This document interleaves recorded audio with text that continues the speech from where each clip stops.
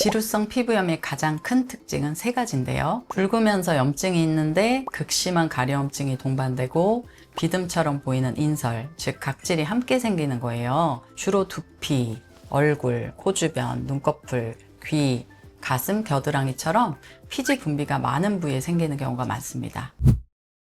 밤에 자다가 자기도 모르게 긁어서 아침에 일어나면 상처가 나 있는 분들 계시죠. 가려워서 긁으면 안 되는 걸 알면서도 너무 가려운 거예요. 가렵다고 해서 무조건 지루성 피부염은 아닐 수 있어요. 붉음증과 염증, 가려움증, 그리고 인설이 함께 나타나고 피지가 많은 부위에 집중된다면 지루성 피부염 가능성이 높습니다. 하지만 건선이나 아토피 피부염 증상이 비슷한 부분이 있기 때문에 일반인이 혼자 정확히 구분하기는 어려울 수 있어요.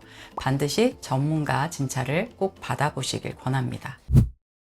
세안을 하루에 몇 번씩 하고 기름종이도 들고 다니고 피지 조절 제품이란 거 다 써봤는데도 지루성 피부염이 낫지 않고 그대로인 분들 많으세요.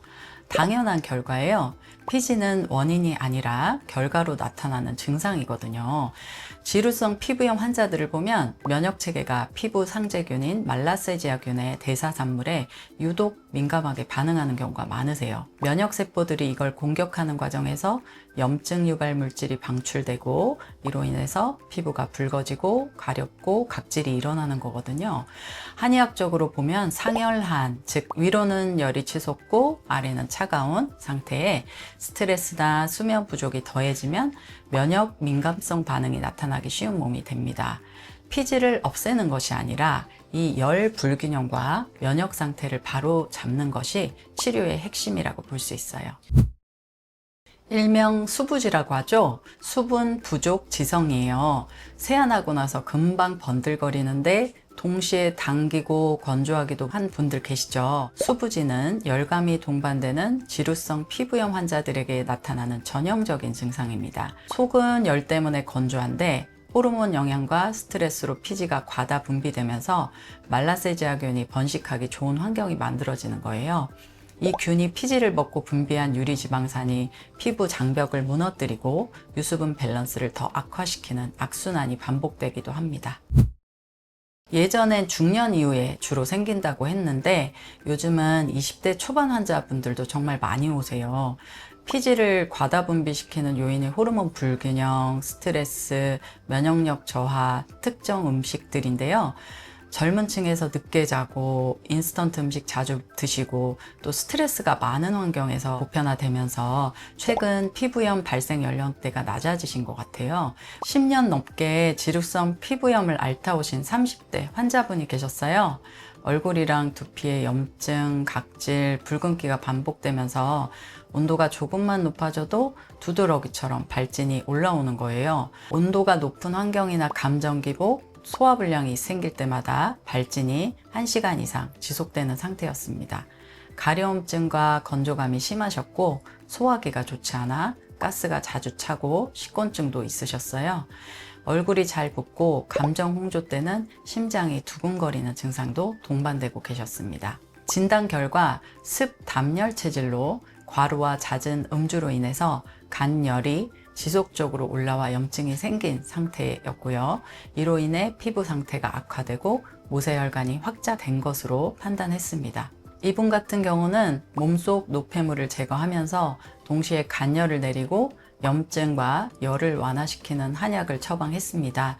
치료 순서는 염증 해독 치료로 염증을 먼저 잡은 뒤에 재생 치료를 통해서 붉은기를 완화시키면서 피부를 재생시켜 드리는 방향으로 진행했어요. 염증 억제에 도움이 되는 유황을 주원료로 한 썰파겔이나 알로에겔을 쓰고 있고요. 피부 재생이 필요한 경우에는 재생 크림을 사용하게 합니다.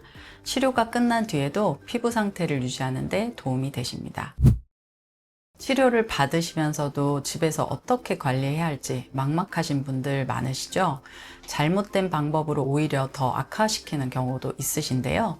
지루성 피부염 관리를 위해서 바로 실천할 수 있는 홈케어법 4가지 지금 알려드릴게요. 첫째, 절대 긁지 마세요. 가장 중요합니다.